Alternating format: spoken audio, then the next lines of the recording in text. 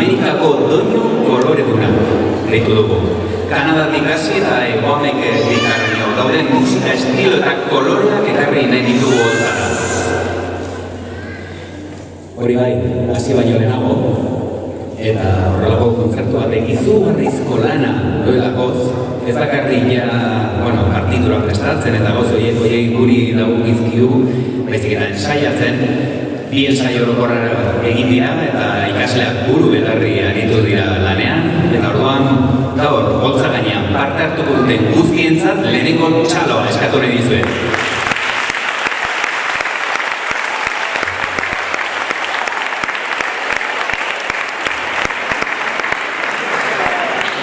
Bigarren gaurko txaloa entzulegoarentzat da. Entzulegoarentzat eta kasu honetan Lekunberriko herritarrentzat.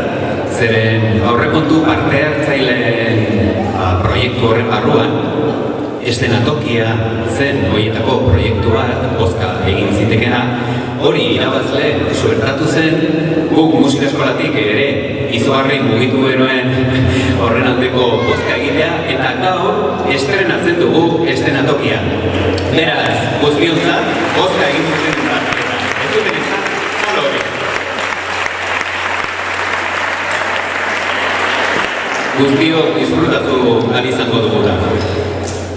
Beno, kontzertu hasi baino lehenago eta urtero legez, orain diploma banaketak emango ditugu, bai? Diplomak emango ditugu, iaz gure plangintza osoa, musika eskolako plangintza osoa amaitu zuten 2 ikaslei. Horretarako, mesedez, Itziar Goikoetxea aurreratu holtzara, bera heziketa koordinatzailea da, eta baita ere gaur diploma gurekin Ester Lekunberriko zinegotzia eta Martin, Larrongo zinegotzia, igo zaitezte mesedez.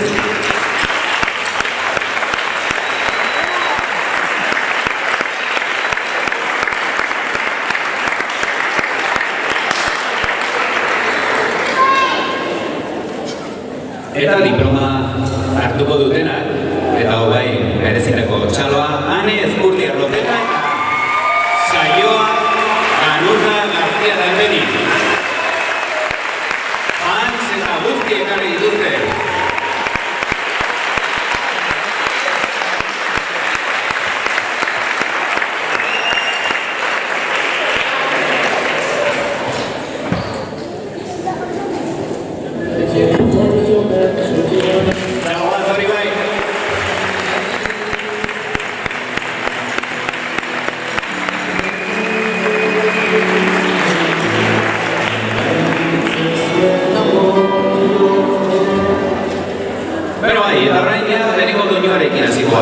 Hortxe, holtza gainean eskolako nahasketa bat dago, bai? Musika tresna lehenengo urtean jotzen dutenak eta koskorragoa. Amerikan nagusiki bi kulturen nahasketa da. Europear jatorria zutenak eta esklauak. Egoera tamalgarri izanik ere, alde positiboren bat azpimarratzea nahasketa horrek utzi zigun musika da. Tema haiekin hasi izan nahi dugu, eta tema honetan txikiena gogotuko dute, esan bezala hasi berria. Hauxe, ragtime bat da, nahasketa, martxa europearra, eta indar bereziko erritmo afrikana. Aurre.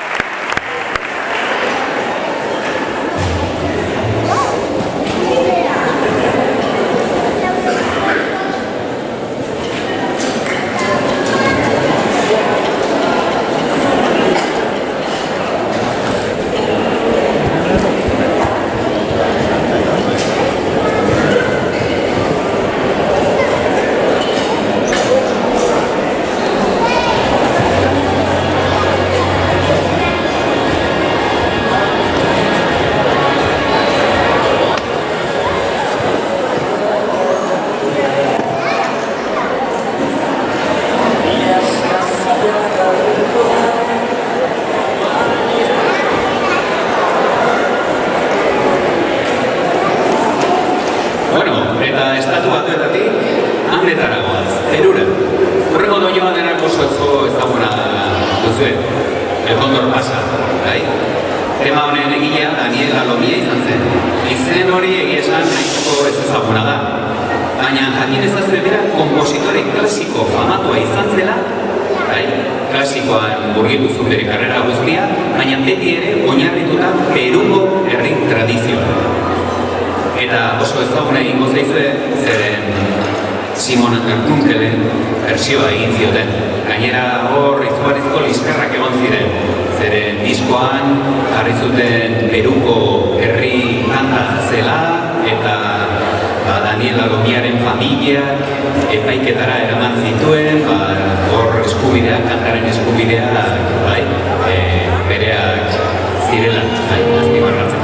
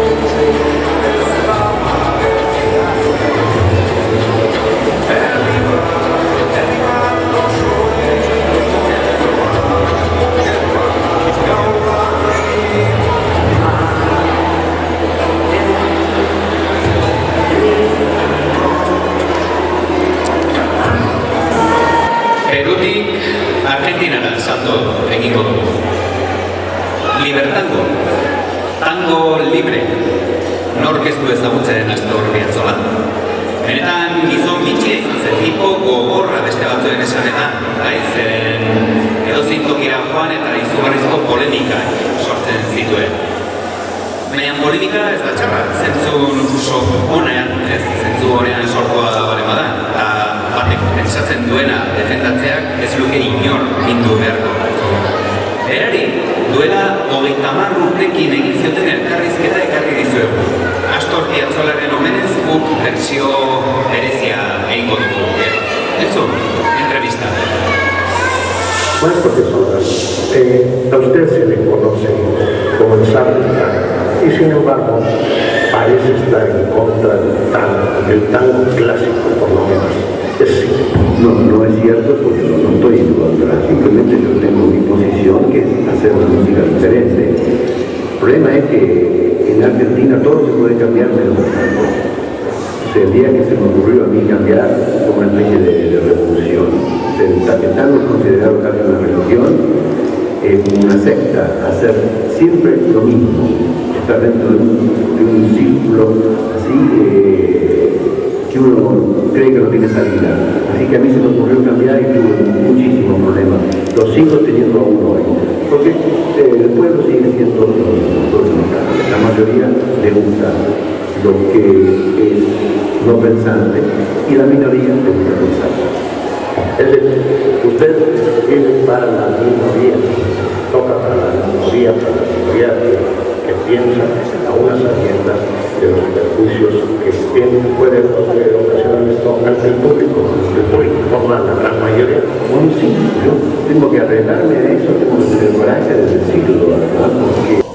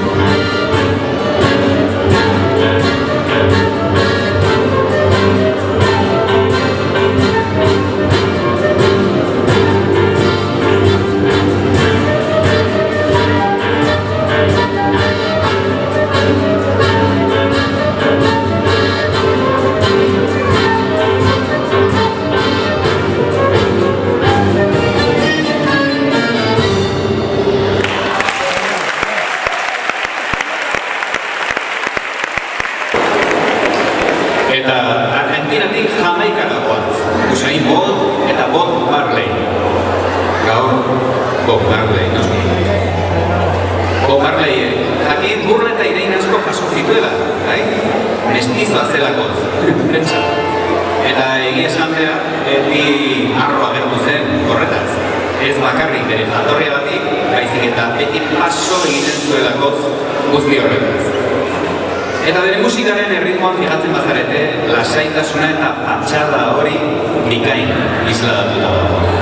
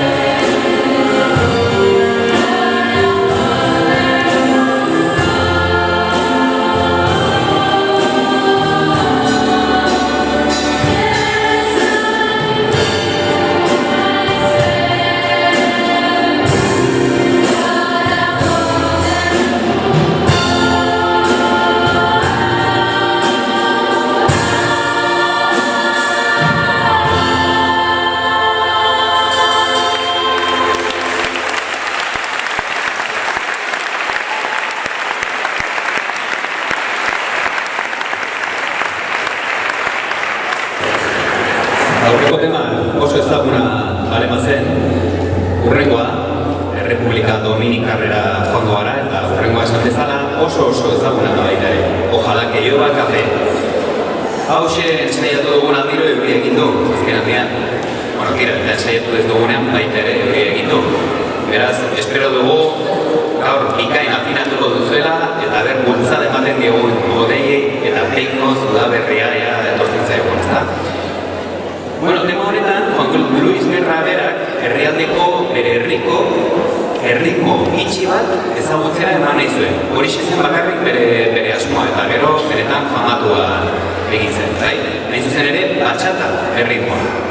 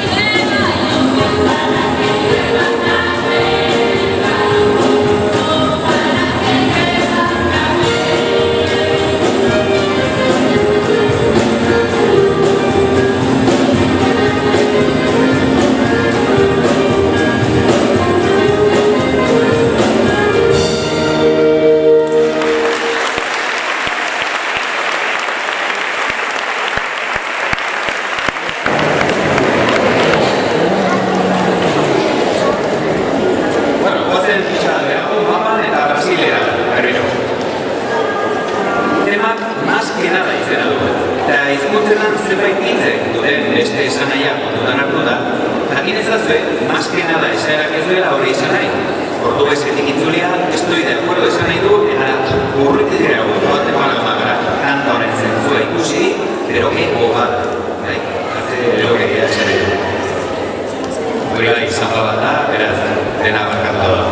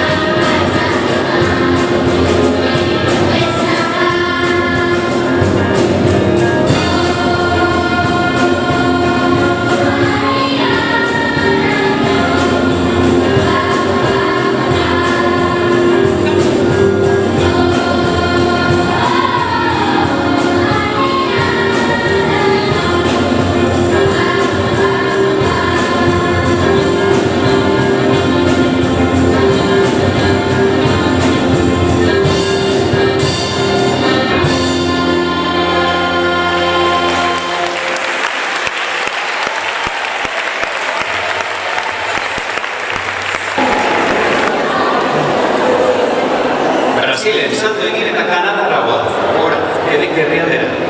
Bertan, frantsesa hitz egiten da. Eta bertakoa, badakite estatu batuetan jatorrizko hizkuntza beraiena, beraientzat frantsesa da, eta bereziki gordetzen da. Beraiek izugarri zaintzen dute, jatorriz txikitatik ikasitako hizkuntza gordetzea. Eta inspektore bereziak dituzte, frantsesa erabili eta zaintzeko berezi jarraia. Txikeria iruditu zaigu.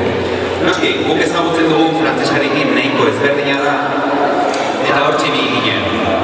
Jatorrizko letra mantenduko dugu kontzertuan, baina pentsatuta ahozkerarekin nahiko arazo izango benituela, euskaratu egin genuen, eta hoxe ekarri dugu berzio hori gaur zuentzat. Zuekin, dikidu, aksak.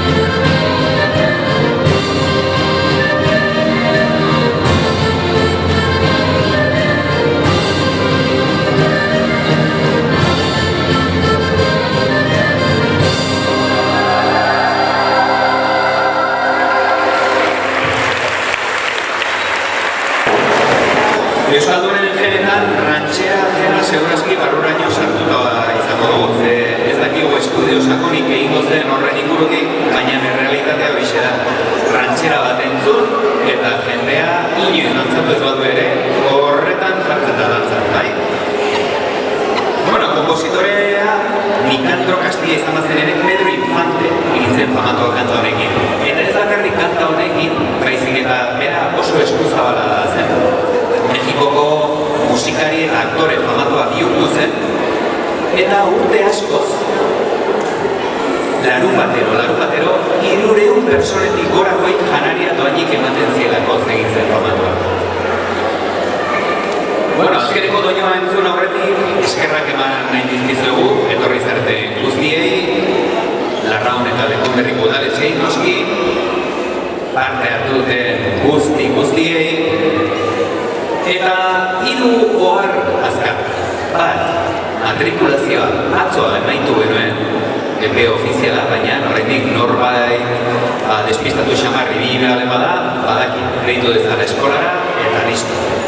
Bigarrena, eta oso importantea, bihar, betelun, arratsaldeko 6etan, Maiope aldizkariaren aldeko festa ospatuko da. Ikusiko dugu seguraldi egiten digun, eta bestela plana frontoian egitea da. Baina merezi du bertara joatea, zeren bihar, barran eta horrela ateratzen den guztia, Maioperako izango da.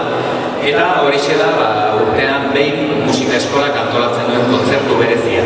Zonalde ezberdinetako ikasleak joango dira, talde instrumentalak, abesbatza, errazgindarrak ere hortxe izango dira abesten, aldazkarrak ere sorpresaren bat edo beste emateko prest abertuko dira, eta esan bezala, giro horita izango da, beraz, animatu guztiak eta zaldu. Betelun, arratsaldeko 6etan.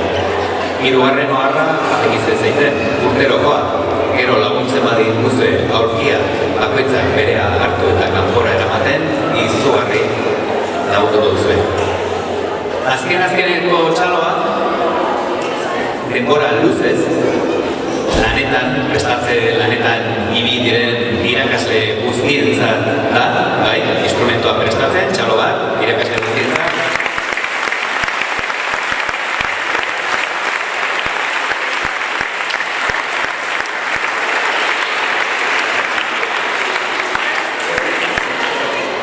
Eta saltsa honetan implikazio berezia izan duen bat, hori saltsa da, arregloak, ensaioak, gauza guztiak bera kudeatu ditu, beraz, aurrera du saltsa. Eta gurtu behar dut.